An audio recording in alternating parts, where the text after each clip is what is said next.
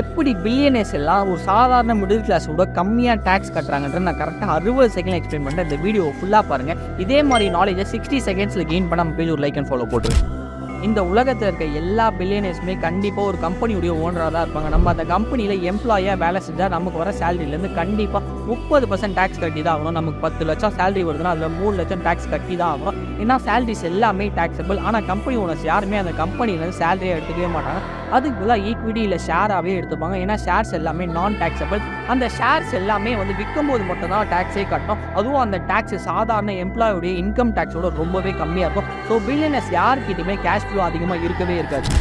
ஒருவேளை அவங்களுக்கு cash flow தேவைப்பட்டால் அப்போ கூட அவங்க ஷேர்ஸை விற்கவே மாட்டாங்க. அதுக்கு பதிலாக அவங்க ஒரு டிஃப்ரெண்ட்டான மெத்தடை யூஸ் பண்ணுவாங்க. அந்த ஷேர்ஸை கொலாட்ரலாக வச்சு பேங்க் கிட்டேருந்து லோன் வாங்குவாங்க. அந்த காசை வச்சு தான் எல்லாத்துக்குமே யூஸ் பண்ணுவாங்க. ஏன்னா அவங்களுக்கு இன்ட்ரெஸ்ட் ரொம்பவே கம்மியாக இருக்கும். அது நெக்லிஜிபிளாக இருக்கும். அந்த லோனை ரீபே பண்ணணும்னு நினச்சாலும் அவங்க கிட்ட இந்த ஷேர்ஸ்லேருந்து